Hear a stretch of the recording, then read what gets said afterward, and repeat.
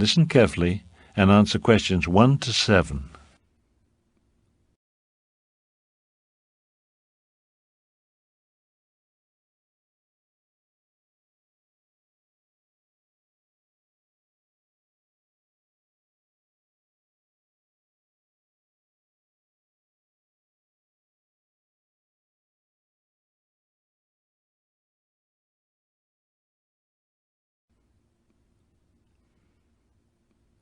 Excuse me, ma'am. Could I have a few minutes of your time? What do you need? First, welcome to Lougheed Mall, the largest shopping centre in Vancouver. We're conducting a survey of the shoppers at this mall. We want to learn about when and how often people shop, the stores they prefer.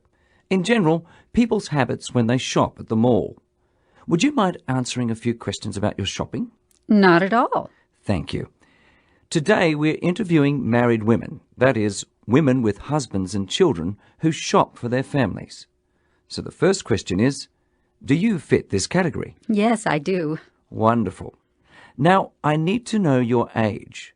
Are you between the ages of 18 and 25, 26 I'm and... 34. Oh, great. Okay. Now, how often do you shop here? Less than once a month? At least once a month? I have a big family. I have to buy a lot of things. I'm here at least twice a week. Well, that's just fine. You must be very familiar with the stores here. I certainly am. All right, then. The next question concerns the things that you buy. What do you usually shop for here? Just about everything.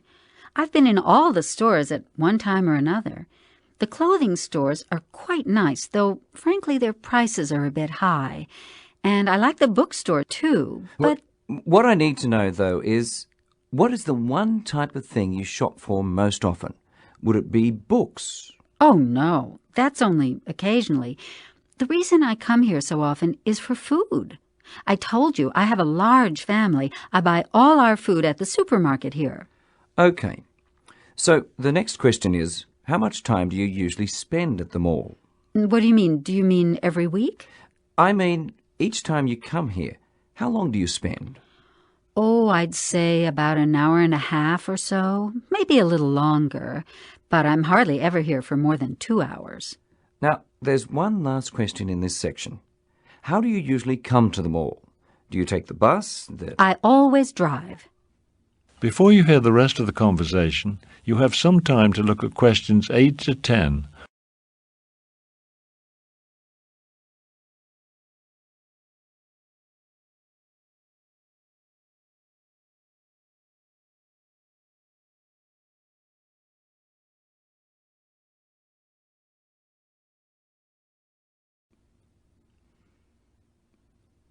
Fine.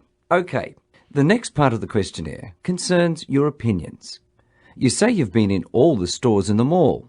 In general, in which store would you say you've had the best shopping experience? That's easy. The shoe store. That's a big store, isn't it?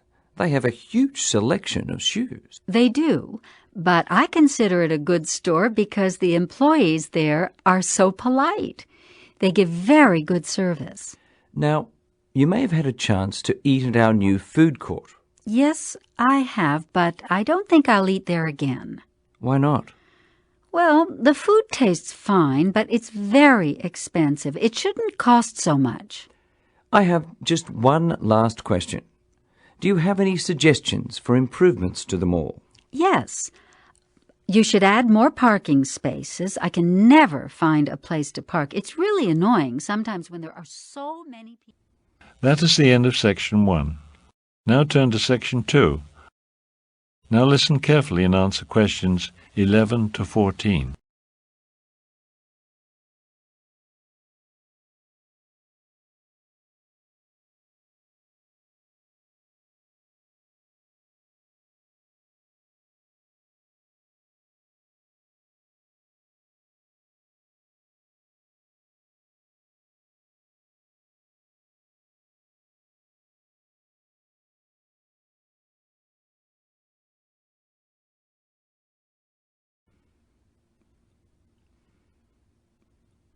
Good afternoon.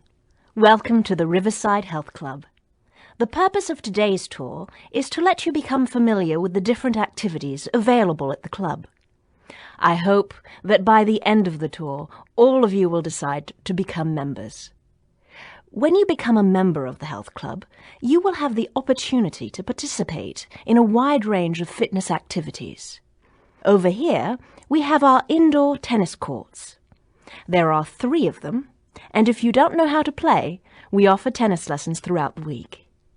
Right here, next to the courts, is the club store. It's quite small, you see, but we have it as a convenience. So if you need snacks or drinks after exercising, you can buy them here. Okay, now this is the exercise room. It's the most well-equipped exercise facility in the city. You won't find old-fashioned weights for lifting here. We have only the most modern exercise machines. All the machines are electronic. They automatically adjust to your weight and fitness level, so you get the workout that's just right for you. The exercise room is run by Peter Jones, who's an expert in both fitness and technology, so he can help you become familiar with the machines. Once you learn how to use them, and Peter makes that easy, they're really great. I work out on them myself just about every day. Okay, in here we have the swimming pool. We offer different types and levels of swimming lessons. Also, you'll notice that the pool is Olympic size, so it's well suited for competitions. In fact, our swimming team is well known throughout the city. As a club member, you would have the opportunity to try out for the swim team if you're interested. Before you hear the rest of the tour, you have some time to look at questions 15 to 20.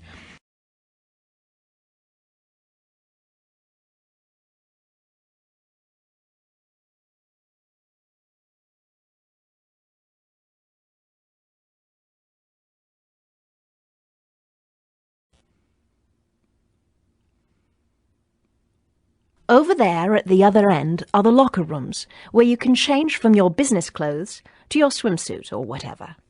You can look in them later if you wish. They're very comfortable. We keep them well stocked with the basic necessities such as towels and soap. You'll have to supply your own shampoo, however. There are plenty of showers, so you'll never have to wait your turn. We also have hair dryers for you to use. For safety reasons, we ask that everyone wear rubber sandals in the changing rooms. What else? Oh, you'll have to supply your own lock, of course. That's for your security. Before we leave the pool area, I'd like to make you aware of some of our rules. The pool is the most popular place in the club, and it's often crowded, so we have rules for everyone's comfort and safety. The most important one, if you have children, please be aware that they are not allowed in the pool area alone. Children must be accompanied by an adult at all times. Naturally, there is no running near the pool. The floor is very wet, and it would be easy to get hurt. One last thing, for sanitary reasons, we ask everyone to shower before entering the pool. All right? I hope you've enjoyed the tour. Are there any questions? That is the end of Section 2. Now turn to Section 3 on page 278. Now listen carefully and answer questions 21 to 26.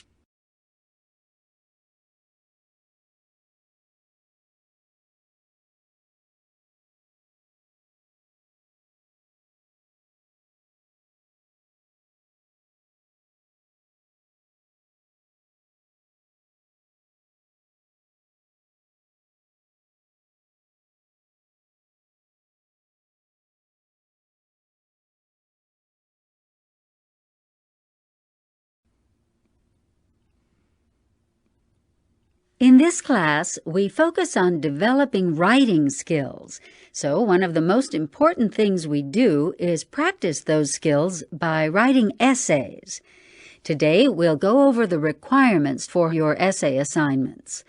You'll have to write one essay each week. They're not very long essays, just about 350 to 400 words apiece. Every week, I'll assign a different type of essay. So I thought today we'd go over some of the important essay types. The first type of essay I'll assign will be an essay describing a process, so you'll need to choose something that you can describe step by step. Yes, Mr. Smith? Is that a how-to essay? I mean, would a topic be something like how to fix a car? Well, you should be more specific. Remember, you have a limited number of words. A better example would be how to change the oil in a car. Yes? How about friendship as a topic? How to make friends? Would that be a topic for a process essay? It could be, but actually friendship is a better topic for a classification essay, which is the second type I'll assign. In a classification essay, you present your idea by organizing it into categories. 3 types of friends would be a good topic for a classification essay. The third essay type you'll write is compare and contrast. So obviously, for your topic, you'll pick 2 or more things to compare. Like comparing the food in the student cafeteria to the food in a real restaurant. Why not? That could actually be quite a good topic. But it really doesn't matter which topic you choose as long as you develop your argument well. The next essay type is argumentative, in which you'll present an opinion and prove or defend it. I like to argue. Well, then you should do quite well with an argumentative essay. When writing this type of essay, be sure to state your opinion in a clear, straightforward sentence. For example, homework is necessary could be a thesis statement. Yes? Before you hear the rest of the conversation, you have some time to look at questions 27 to 30.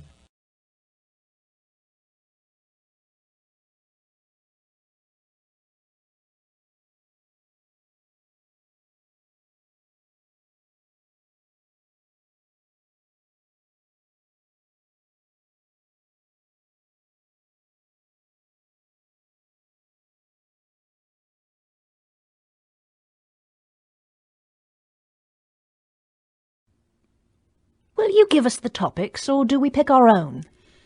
I'd like you to pick your own topics. That way you can write about things that interest you. But be sure your topics are original. I want them to come out of your own heads, not out of any book on essay writing. So any original topic is fine, as long as it fits the assigned essay type. Are there any more questions? Yes? When are the essays due? Every Monday, I'll make a new essay assignment, which you'll have to hand in to me the following Friday. Another question? Will the essays count toward the final grade? Of course. The essays are the most important thing we do in this class. Altogether, your essays will count for 65% of your final grade.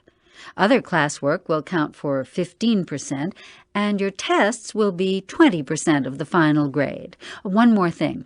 Please type your essays on a computer. Handwritten essays are not acceptable, and I don't want to receive any photocopied work either. That is the end of Section 3. Now turn to Section 4. Now listen carefully and answer questions 31 to 36.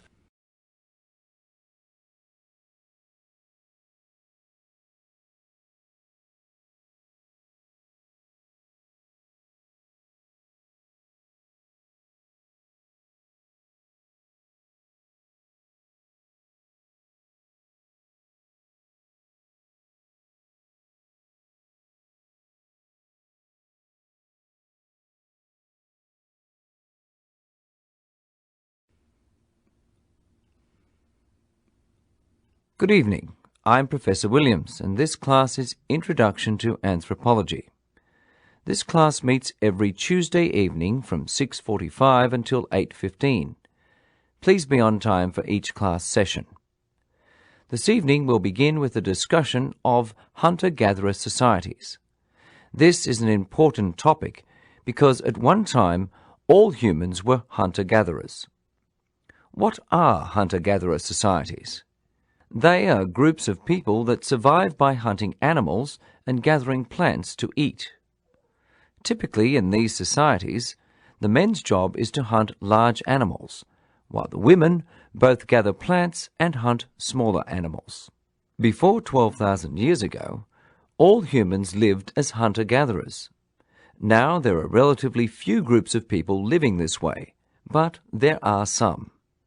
Experts estimate that in about 50 years or so, all such groups will have disappeared. Today, hunter-gatherer societies still exist in the Arctic, in some desert areas, and in tropical rainforests.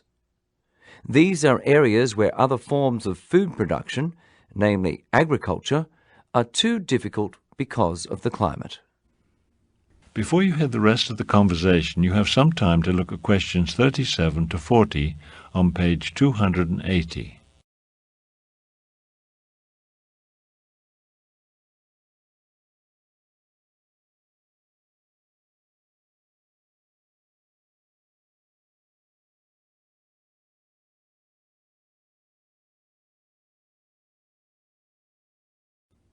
In history, many hunter-gatherer societies eventually developed into farming societies.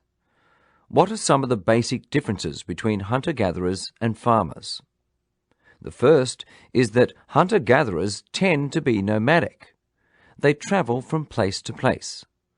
Once they have used up the food in one area, they have to move on to the next place to find more. Farmers, on the other hand, are more likely to be sedentary. They can't move often because, of course, they have to stay in one place long enough to plant their crops and harvest them. Another difference is that hunter-gatherer societies generally have lower population densities. Farming can support much higher population densities than hunting and gathering can, because farming results in a larger food supply. So you'll find smaller groups among hunter-gatherers. Another very important difference is in social structure. A characteristic of hunter-gatherer societies is that they tend not to have hierarchical social structures. They usually don't have surplus food or surplus anything, and if they did, they would have no place to keep it, since they move around so often. So, in a hunter-gatherer society, there is little ability to support full-time leaders. Everybody has to spend their time looking for food. These societies are more egalitarian than farming societies, where we see hierarchical social structures begin to develop.